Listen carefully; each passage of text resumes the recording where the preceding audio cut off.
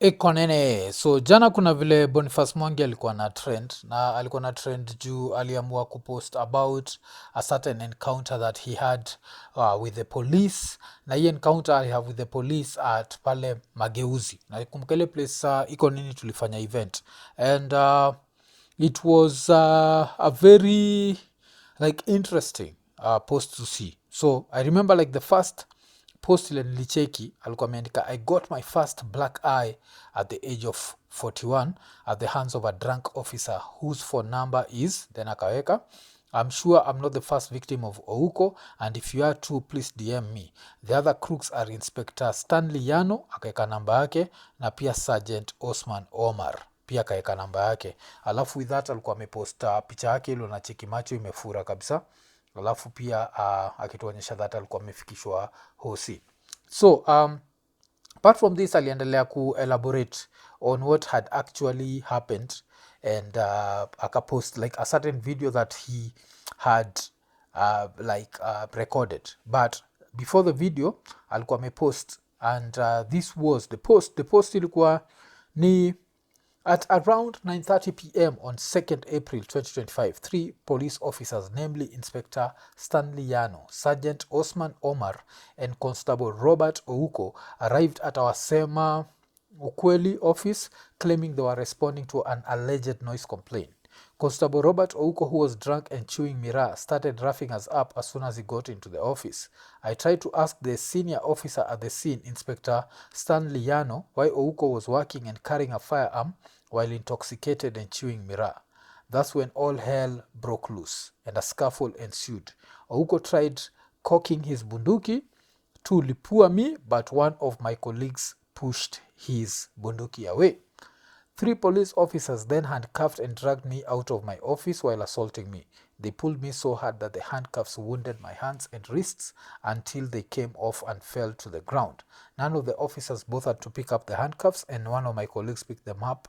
We still have them. As they violently loaded me into the police vehicle right in front of my colleagues and neighbors, Ouko hit me very hard on the ribs with the butt of his gun. After we arrived at the police station and I was thrown into the police cell, Ouko followed me inside and assaulted me some more. He rained blows on me as another fellow officer held me down. It was only my screams that saved me, because my colleagues who had followed the police car started screaming at the police officers demanding that they stop beating me.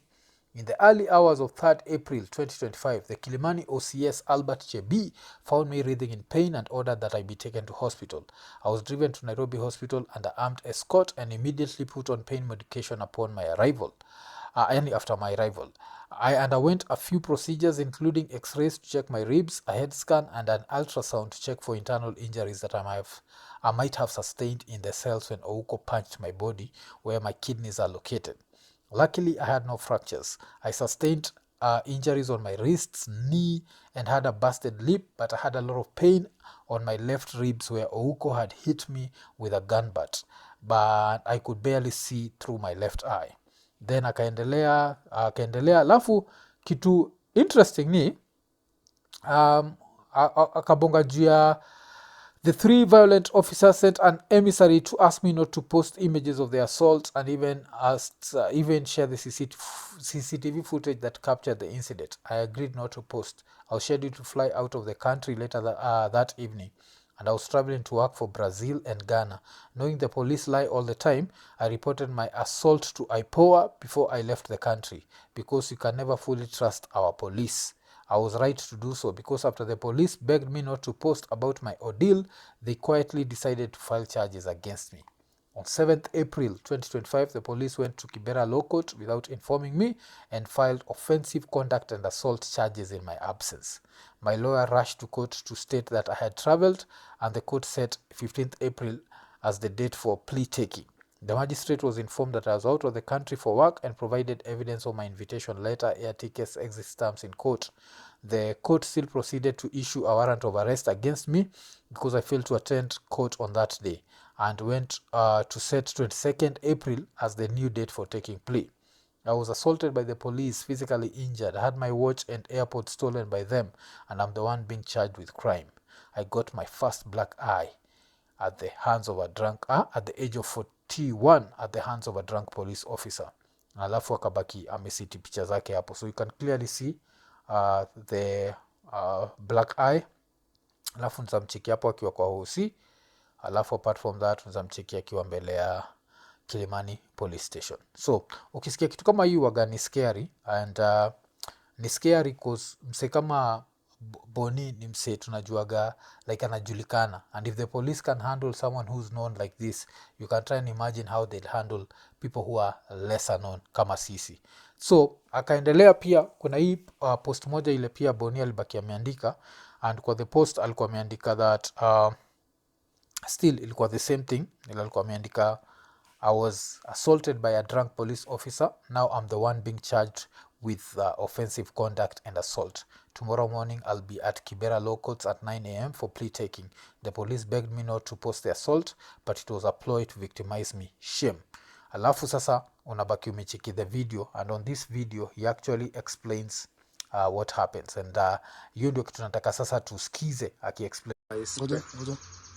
Anza.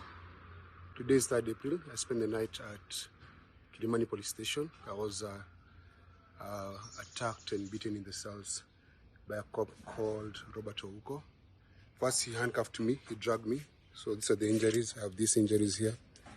And this injury is these injuries. These are handcuffs. Injuries, all this. You can see my knees. So he beat up proper, and then he hit me with a gun butt on my left side of the ribs, like my left side of the body. So I'm in a lot of pain. I was in hospital in the morning, and yeah, I'm recovering. So the police are telling me, that they told me that you should settle this matter of court. So I'm gonna wait it out. Once I heal and I'm okay, I'm gonna go talk to them. If they don't get me justice, I hope you Kenyans can help me get me justice. Because this man is not supposed to be a police officer. So nacheki, so hapa alipost like immediately kabla apone, because this is the interesting thing. We met Boni when we meet a few weeks ago, and I don't know kama had the assault happened by then. I think we met him just before the assault happened, because I remember kuna time tulimit me na Ian, and I don't think the assault had happened by then, because otherwise tungeona vile angekuwa amefura, because remember our event happened on 17th, and ye mwenyewe alitravel out at some point, so I don't think he assault ilikuwa imehappen, but it's scary to see that hiyo place kwa tunadu event a noise complaint led to this. What he did to me was very wrong, and he came to my office, he was chewing me raw, and he was very rude. When I confronted him, he became violent, and this is a result of what he did to me. And he was so violent and so high that even he dropped his handcuffs. We have his handcuffs.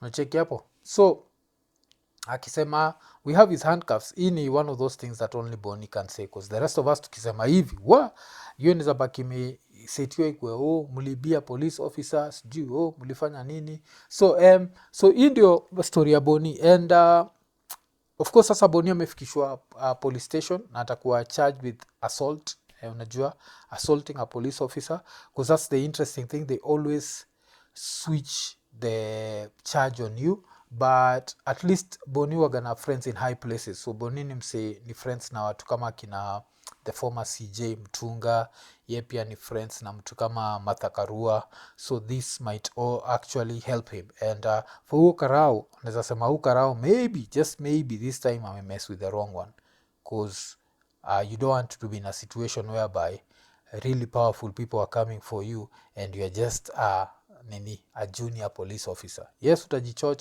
ujichoche vile iko nene, pole, utajichocha ukisema vile iko nene, but eventually you realize that when push comes to shove you are alone. So yes, hiyo ndio situation ya Boni, and kama kawa wacha nibaki nimewaambia kile rafiki yetu professor alisema juu ya history ya Boni, because sijui kama usha watch the other video nilikuwa nimebonga juu ya Morara kuitwa sellout. Hiyo time tulibaki tumediscover that kuwa Gaidho anakuwaga na jina ya Kikisi na hatukuwa tunajua, na jina ya Gaidho ya Kikisi ni Obese. So Obese alikuwa ameandika hivi juu ya Boni, alikuwa ameandika Boni stages such nonsensical attacks on himself whenever we are being distracted from something.